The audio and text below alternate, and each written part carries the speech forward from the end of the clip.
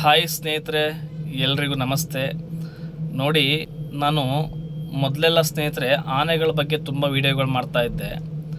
ಆಮೇಲೆ ಆನೆಗಳ ಬಗ್ಗೆ ಮಾಹಿತಿ ಕೊಡೋದು ಮತ್ತು ವೀಡಿಯೋ ಮಾಡೋದು ಬಿಟ್ಬಿಟ್ಟೆ ಸ್ನೇಹಿತರೆ. ನಿಮಗೆಲ್ಲ ಗೊತ್ತಿರುತ್ತೆ, ನಾನು ವೀಡಿಯೋ ಸ್ಟಾರ್ಟ್ ಮಾಡಿದ್ದೆ ಯೂಟ್ಯೂಬ್ಗೆ ಆನೆಗಳಿಂದ ಸ್ನೇಹಿತರೆ. ನನಗೆ ವಸಂತಣ್ಣನ ಪರಿಚಯ ಆಯಿತು. ವಸಂತಣ್ಣ ನನಗೆ ಎಲ್ಲ ಮಾಹಿತಿ ಕೊಡ್ತಾಯಿದ್ರು. ಇಲ್ಲಿ ಕಾರ್ಯಾಚರಣೆ ಯಾವಾಗ ಆಗುತ್ತೆ, ಯಾವ್ಯಾವ ಆನೆಗಳು ಇಲ್ಲಿ ಕಾರ್ಯಾಚರಣೆ ಹೋಗ್ತವೆ, ಕಾಡಾನೆ ಸೆರೆ ಹಿಡಿಯೋಕ್ಕೆ ಅಂತ ಒಳ್ಳೊಳ್ಳೆ ಮಾಹಿತಿ ಕೊಡ್ತಾಯಿದ್ದೆ. ಒಳ್ಳೆ ರೆಸ್ಪಾನ್ಸ್ ಇತ್ತು, ಲಕ್ಷಗಟ್ಟಲೆ ವ್ಯೂಸ್ ಬರ್ತಾಯಿತ್ತು ಸ್ನೇಹಿತರೆ. ಆಮೇಲೆ ನನ್ನ ಕೆಲಸದಲ್ಲಿ ನಾನು ಬ್ಯುಸಿ ಆದೆ, ನನಗೆ ಟೈಮ್ ಸಿಗಲಿಲ್ಲ, ಮಾಹಿತಿ ಕೊಡೋಕ್ಕಾಗಲಿಲ್ಲ. ಆಮೇಲೆ ಇನ್ನೂ ಒಂದು ಘಟನೆ ಆಯಿತು. ಏನಪ್ಪ ಅಂದರೆ ಸ್ನೇಹಿತರೆ, ನಮ್ಮ ವಸಂತಣ್ಣವರ ನಂಬರ್ ಹತ್ರ ಡಿಲೀಟ್ ಆಯಿತು. ಕಾಂಟ್ಯಾಕ್ಟ್ ಸಿಗಲಿಲ್ಲ ವಸಂತಣ್ಣವ್ರ ಕಾಂಟ್ಯಾಕ್ಟ್ ಇದ್ದಾಗ ನನಗೆ ಪ್ರತಿಯೊಂದು ಮಾಹಿತಿ ಕೊಡ್ತಾಯಿದ್ರು. ಯಾವಾಗ ಕಾಲ್ ಮಾಡಿದ್ರು ಕೂಡ ಚೆನ್ನಾಗಿ ಮಾತಾಡ್ತಾಯಿದ್ರು. ಬಟ್ ಏನಾಯಿತು ಅಂದರೆ ಆಮೇಲೆ ಏನೋ ಸಮಸ್ಯೆ ಆಗಿ ನಂಬರ್ ಡಿಲೀಟ್ ಆಯಿತು. ಮತ್ತು ಅವ್ರ ನನ್ನ ಕಾಂಟ್ಯಾಕ್ಟ್ ಸಿಗಲಿಲ್ಲ, ನಾನು ಮೀಟ್ ಮಾಡೋಕ್ಕೂ ಆಗಲಿಲ್ಲ ಸ್ನೇಹಿತರೆ. ನನ್ನ ಕೆಲಸ ಇದ್ದಾಗ ನಾನು ಬ್ಯುಸಿ ಇದ್ದೆ, ಮತ್ತೆ ಕಾಂಟ್ಯಾಕ್ಟ್ ಮಾಡೋಕ್ಕಾಗಲಿಲ್ಲ ಸ್ನೇಹಿತರೆ. ಹಾಗಾಗಿ ನಾನೇನು ಮಾಡಿದೆ, ನನ್ನ KSRTC ಜಾಬ್ಗಳ ಬಗ್ಗೆ ವೀಡಿಯೋ ಮಾಡ್ತಾ ಬಂದೆ. ಆದರೆ ಇವತ್ತು ನಾನು ಆನೆಗಳ ಬಗ್ಗೆ ಒಂದು ವೀಡಿಯೋ ಮಾಡಬೇಕು ಅಂತ ಅಂದ್ಕೊಂಬಂದೆ. ಏನಕ್ಕೆ ಅಂದರೆ ತುಂಬ ಬೇಜಾರಾಯಿತು ಸ್ನೇಹಿತರೆ. ನಿಮಗೆಲ್ಲ ಆಲ್ಮೋಸ್ಟ್ 90% ಎಲ್ರಿಗೂ ಗೊತ್ತಿರುತ್ತೆ. ಈ ನಮ್ಮ ಕಂಜನ್ ಆನೆ ಈ ರೀತಿ ಮಾಡಿರೋದು ಇದೇ ಮೊದಲು ಸರಿ ಅಲ್ಲ ಸ್ನೇಹಿತರೆ. ತುಂಬ ಸಲ ಈ ಥರ ತಪ್ಪು ಮಾಡಿದ್ದಾನೆ, ತುಂಬ ಸಲ ಈ ಥರ ಎಲ್ಲ ಅಟ್ಯಾಕ್ ಮಾಡಿದ್ದಾನೆ. ಯಾಕೆ ಈ ರೀತಿ ಮಾಡ್ತಾ ಇದ್ದಾನೆ ಅಂತ ಗೊತ್ತಿಲ್ಲ ಸ್ನೇಹಿತರೆ. ಇದ್ರ ಬಗ್ಗೆ ಮುಂಜಾಗ್ರತೆ ವಹಿಸ್ಕೊಂಬೋದಿತ್ತು ನಮ್ಮ ಮಾವುತಗಳು. ಇರಲಿ, ಮ್ಯಾಟ್ರಿಗೆ ಬರ್ತೀನಿ ಸ್ನೇಹಿತರೆ. ಮೊನ್ನೆ ಒಂದು ಇನ್ಸಿಡೆಂಟ್ ನಡೆಯುತ್ತೆ, ನಿಮಗೆಲ್ಲ ಗೊತ್ತಿರುತ್ತೆ. ದುಬಾರೆ ಕ್ಯಾಂಪಲ್ಲಿ ಆನೆಗಳು ಮೈ ತೊಳೆಯೋಕ್ಕೆ ಮತ್ತು ಆನೆಗಳು ನೋಡೋಕ್ಕೆ ಅಂತ ಪ್ರವಾಸಿಗರು ಬರ್ತಾರೆ. ಆ ಜಾಗಕ್ಕೆ ಚೆನ್ನೈಯಿಂದ ಒಂದು ಕುಟುಂಬ ಬರುತ್ತೆ ಸ್ನೇಹಿತರೆ, ಗಂಡ ಹೆಂಡತಿ, ಒಂದು 3 ವರ್ಷದ ಮಗು ಸ್ನೇಹಿತರೆ. ತುಂಬ ಬೇಜಾರಾಯಿತು ವಿಡಿಯೋ ನೋಡಿ ಸ್ನೇಹಿತರೆ. ಆನೆ ಸ್ನಾನ ಮಾಡಿಸುವಾಗ ಇದ್ದಕ್ಕಿದ್ದಂಗೆ ಕಂಜನ್ ಬಂದು ಮಾರ್ತಾಂಡ ಆನೆ ಮೇಲೆ ಚಾರ್ಜ್ ಮಾಡ್ತಾನೆ ಸ್ನೇಹಿತರೆ, ಅಟ್ಯಾಕ್ ಮಾಡ್ತಾನೆ.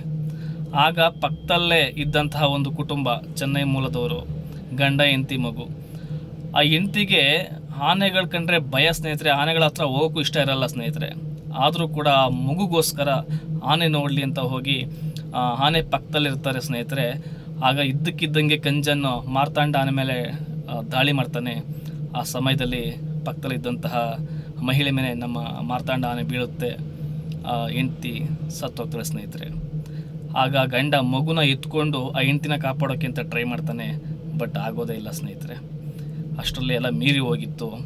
ಆದರೆ ಇನ್ನೊಂದು ಬೇಸರದ ಸಂಗತಿ ಅಂದರೆ, ಕಂಜನ್ ಬಂದು ಮಾರ್ತಾಂಡ ಆನೆ ಮೇಲೆ ಚಾರ್ಜ್ ಮಾಡಿದಾಗ ಅಲ್ಲಿ ಸುತ್ತಮುತ್ತ ಇದ್ದಂತಹ ಇನ್ನೂ 4-5 ಆನೆಗಳನ್ನ ಎಲ್ಲ ಸೇಫ್ ಮಾಡ್ತಾರೆ ನಮ್ಮ ಮಾವುತಗಳು.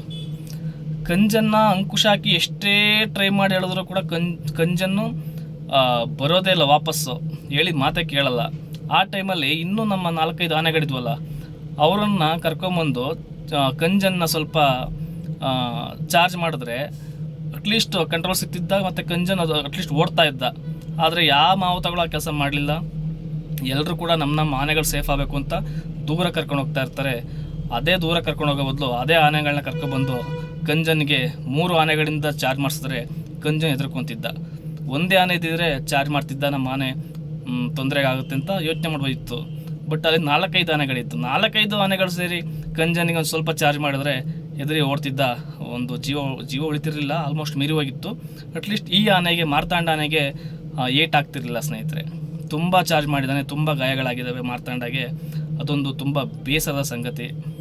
ಈ ಥರ ಮತ್ತೆ ಆಗಬಾರ್ದು, ಮುಂಜಾಗ್ರತೆ ವಹಿಸಬೇಕು ಅಂತ ಹೇಳ್ತಾ ವಿಡಿಯೋ ಹಾಕ್ತೀನಿ ನೋಡಿ ಸ್ನೇಹಿತರೆ.